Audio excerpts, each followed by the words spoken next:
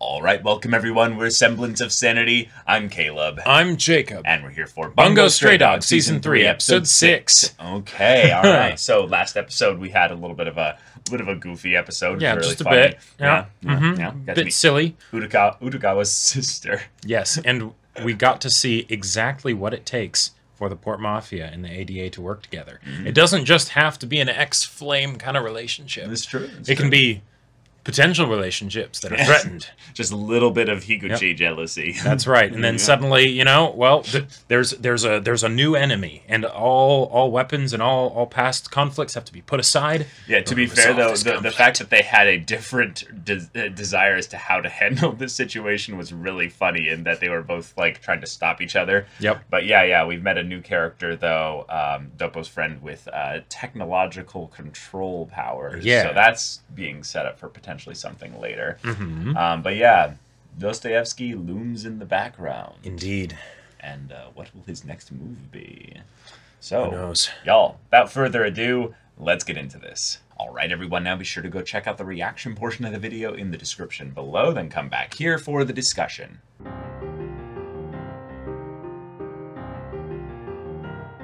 All right, well, we got ourselves a feels episode. We did. We got ourselves a complicated feels episode because, okay, Kyoka's situation, rather simple. Yep. Her ability was not only not hers at the time, but it was specifically her mother's. While their bodies were being taken over, her ability was then something she had to use to not only stop her husband, who was going to shoot them both, but then also an ability that she then used to kill herself and then gave it to her daughter. Which... That's so cool from just the backstory standpoint. That's absolutely something that would be traumatizing, and it's a fun way to take the thing that we originally thought it was of, oh, okay, she killed her parents, and making it not quite be that. Right, and yet the thing is that there are two really interesting connecting factors to the Atsushi situation, in that she could never see her parents in this evil light and what have you,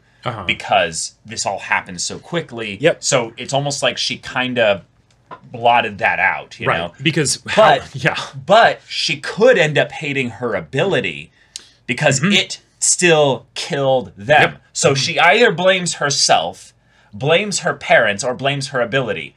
Of those three things, it's easier probably to blame the ability because it's the least personal thing. And it's probably a complicated situation where there's a bit of blame that's mixed in throughout all three, right? Yes, exactly. You know, so yeah, hence, you know, the memory stuff, and then also just her personality and the way she needed to be saved in season 1, hence why it was so important that Atsushi was the one to save her, because he also had a very complicated upbringing situation where he very much blamed an external force for a lot of this stuff. And yet, in a lot of ways, because of this episode, that was something that the guy maybe needed to try and communicate so that he could have this other that would keep him from blaming himself, because originally he didn't think the tiger was his ability. He thought the tiger was this thing that haunted him and came after him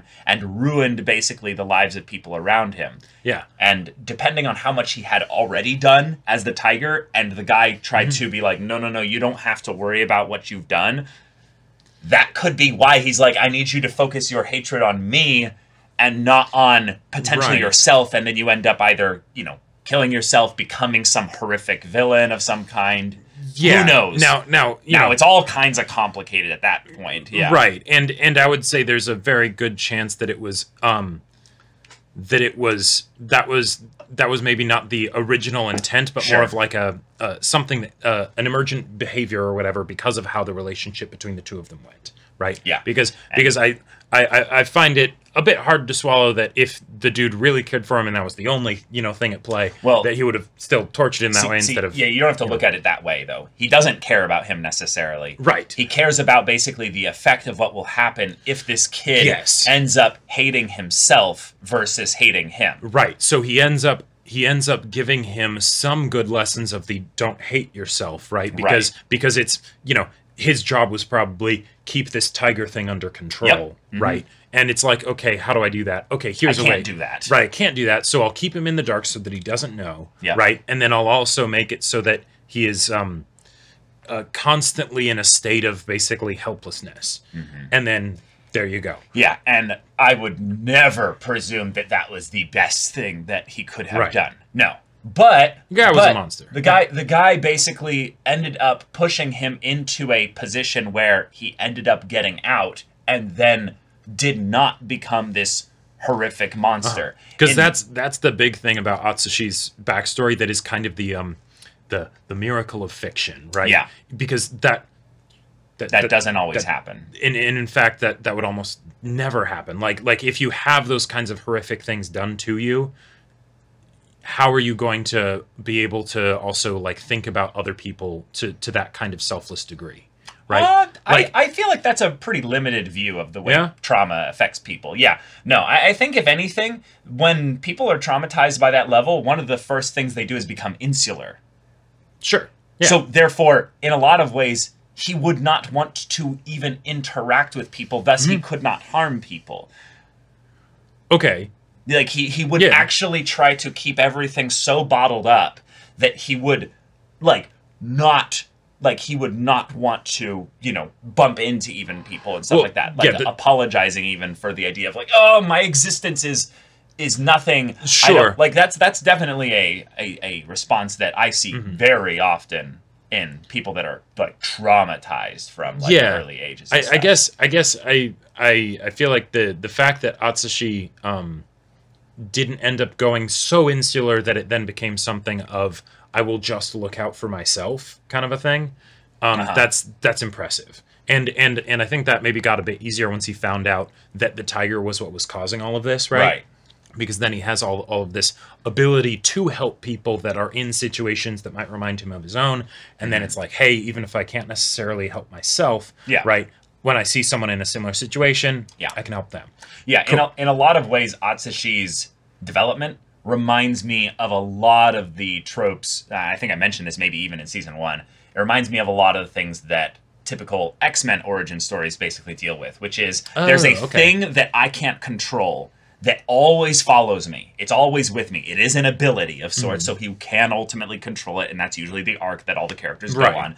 But it's one of the ones like Rogue, for instance, where Rogue was traumatized and went through all this shit, basically, dealing with the fact that she is a active harm to the people around her. Even if she doesn't necessarily spend as much time as Atsushi does figuring out that it's me doing that, Atsushi believes that it's something else that is like always hovering around him. It's nearby. It keeps finding him, Sure.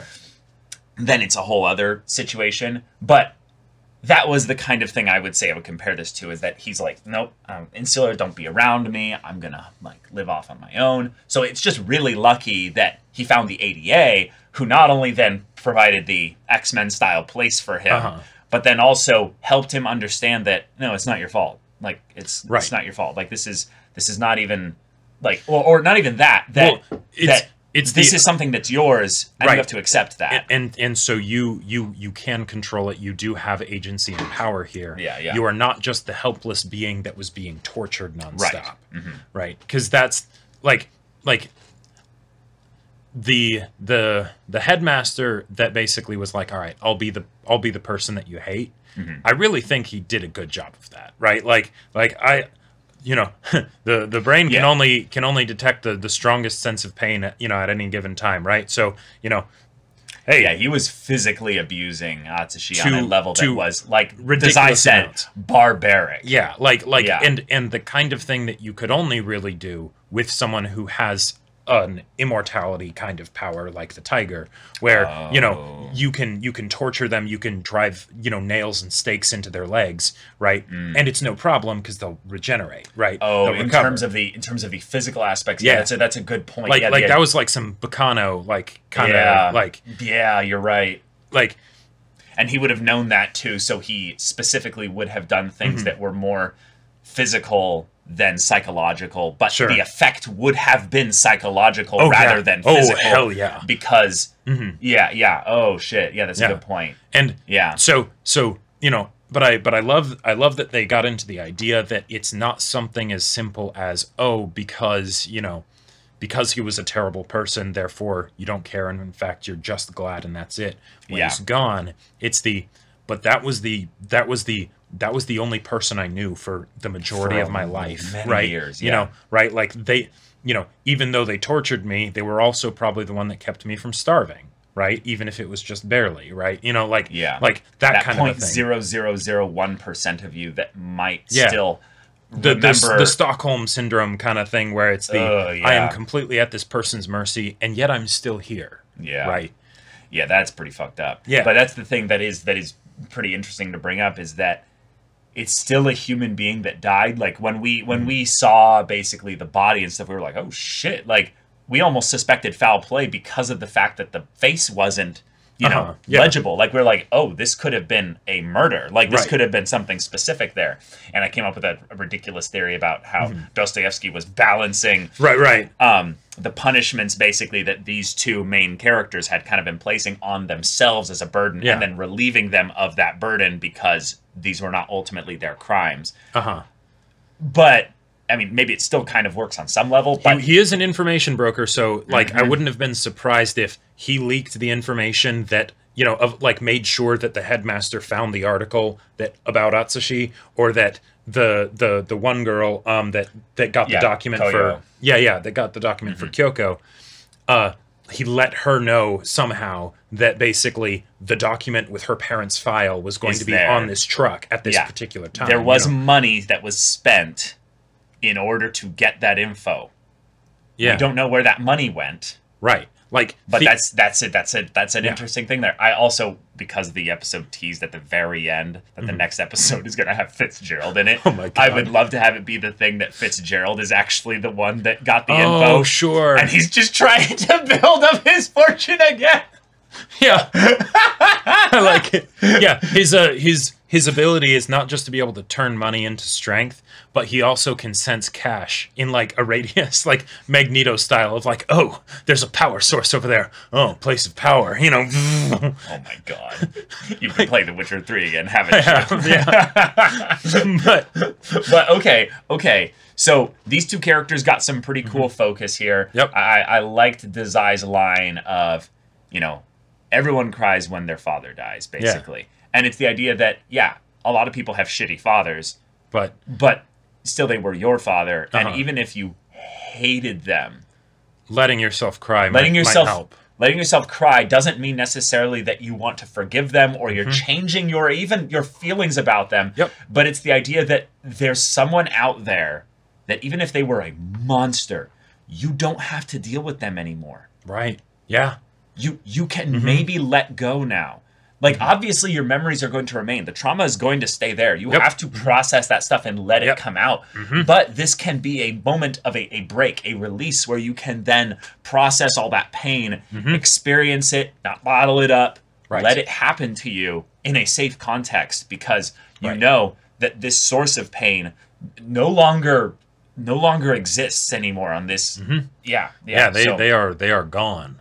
One of the other things that I really loved from this episode is the balance of the comedy with the seriousness, right? And Lucy was pretty great. Like it was the super tropey thing of like, oh, Baka, you don't even understand why I'm mad at you, all that stuff, right? You're supposed to save me. Oh wait, you were thinking about me? Yeah, right. And I liked how they brought that up, because I had totally forgotten about the promise and everything too. I remember that it was come back for me, but I didn't remember what context it was necessarily. Right. But it was at the very end of season 2. Well, like in the middle end of season 2. Yeah. And that was a very sweet moment. So I'm glad that it wasn't just like, oh, it's a cool moment right here, but then the characters are going to forget about it or whatever. Well, one of them did, one of them didn't. Yeah. I still always thought that was a weird part, in that she saved him and got him out, but didn't get herself out. Yeah, that did feel kind of odd, but whatever. I mean, Atsushi did take a lot of shots from the guns on the thing as he was falling. So that is true. So maybe she would have died if that.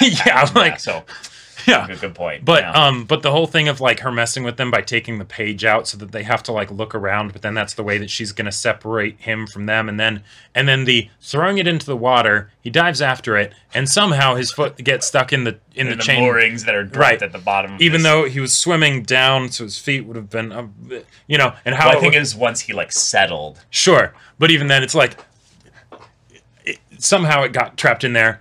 You're a tiger, dude. Like, I don't know if you even can drown. You have super strength and all that stuff. Like, just transform. Pull the yeah. Who cares? But then she dives in after him. Okay, cool. She Use cares, durability, all that stuff, right? Yeah. And then the whole thing of our clothes are all soaked. Do you want to do durability in a really cool way? Have you ever thought about how to do this? Right, and I love that because it's something that I absolutely believe Atsushi would come up with, right? Yeah. Because I thought it was going to be something a lot more like cliche and sort of ham-fisted you of like you have a towel just right exactly. Are there clothes in this room? Is the big teddy bear over there something that we can like dry ourselves off on? Right, exactly. But because of course it's like, okay, they're now alone in a separate dimension, soaking wet. She likes him, right? I wonder what's going to happen. Oh wow, yeah. Yeah, but then it's wait a minute, just remove the water. Oh, brilliant. Wait. Yeah, we knew exactly what was going to happen. Because then there's also the thing of is it a thing that it was her inability to remove just the water, or is it a mix of the two? Was it maybe a manifestation of the subconscious desire, all that stuff, whatever. So that was hilarious. And then, of course, Kyoko just comes back and sees it and has no idea what's going on. But also sees naked Atsushi then in the water because he's been dropped into the thing because she panicked and was like, get out! Right, exactly.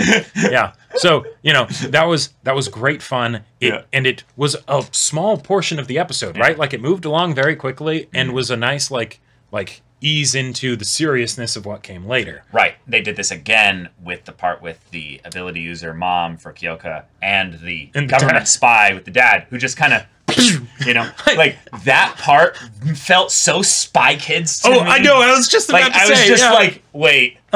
This is Spy Kids. Yep, and it's thing where it's like, oh my love. Yes. We must destroy these assassins. We get assassination attempts like with every night for dinner. It's like the marketing calls. It's just, right. I literally thought this was just a way to make the exposition more exciting. Right. Because we got to have some fun visuals and stuff on the time there. But no, this was the attempt that actually killed them. And I love it because it's like, there was a mechanic that was introduced, right? Of the eyes and all that stuff, right? And the blood going everywhere. But then also just the idea that they're so casual about this that all it took was, this is just another assassination attempt, right? Yeah, we got this. We got this. We know how this works. We've done this. We've been around the block a few times. Yep. Oh, wait. Oh, shit. Oh, wait. They don't die when they get killed. Right. Or oh no, Now we've been affected by the ability, right? Yep. Something as simple as that. It's something where, with the as large as the cast is in this show, with all of the different abilities and how there's kind of like you can tell who's better than who as far as fighting goes and stuff. Sure. It can become very easy in these types of stories for it to become something where you don't actually feel any conflict when when two characters go and fight, because you know who's stronger, and that doesn't change, like the outcome doesn't change from that, right? No. Whoever's stronger will win, right? Yeah. But in this situation, they just didn't foresee the ability. Yeah. Well, done. Or they didn't understand what was happening when the ability was going off, because once it happened, it was too late. It got the dad. But I loved immediately that he said, kill me, not cut my arms off. Because basically he was saying, I cannot control my body, meaning that even if I die, like even if you cut like off my limbs or what have you, my body will still be under this thing's control. Right. So I need you to effectively render this thing inert. And because he didn't quickly like stop enough the blood as it went into his ear there, she basically wasn't ready for when the same thing happened to her. Yep. And then the using of Demon Snow to pass it along to Kyoko as a way to, protect her and everything, that felt very like Harry Potter, like mom's sacrifice kind of a thing. Like I loved it. That was great. And it was a fun little extra world building bit of theoretically powers can be transferred between family members, and she was planning to do that. It just ended up needing to happen sooner than she had hoped, and that's why there's the dependency on the phone, which then allowed it to be abused by other people. Cool. Yeah. Okay. Yeah. Like, very, very quick and to the point as far as explaining how Kyoko got to the situation that we met her in. Right. There you go. Just, one bad day. Unfortunate set of circumstances. Yeah. But all this is something that feels kind of like okay, you could have had this episode, other than the stuff with Lucy, you could have had this happen pretty much at any time for Kyoko. Why do this at the same time as Atsushi's? Is this coincidence? Parallel between their stories? Well, yes, parallel, obviously, on the meta sense. I'm talking about actual plot. Right, exactly. Does it go just beyond the thematic? Yeah. And given that Dostoevsky has been the character that's at large, and we haven't really seen them do much so far this season, even though we know they're out there and they're working their plan and everything, when we get episodes that focus on the abilities of the users of the main cast and feel like they're just happy-go-lucky, not happy-go-lucky, but one-off episodes, innocuous little moments. But there's innocuous little moments that makes you wonder, okay, people like Edogawa Rampo exist, so theoretically this could be Dostoevsky, right? Theoretically. But we'll see. We will. We'll see. So, y'all, thank you so much for watching this episode's reaction and discussion. If you want to see the next episode's reaction and discussion right now, though, go check out the link in the description below for our Patreon. You can get an early access there. You can watch full-length timer reactions there, and all this comes with Discord access, so you can chat with us in the community there about this show, about anime in general, and also be sure to check out our Twitch channel. We stream every weekday. The info's in the description. Yeah, so if any of that interests you, we'll see you there. But until then, we're Semblance of Sanity. I'm Caleb. I'm Jacob. And we'll see you all next time.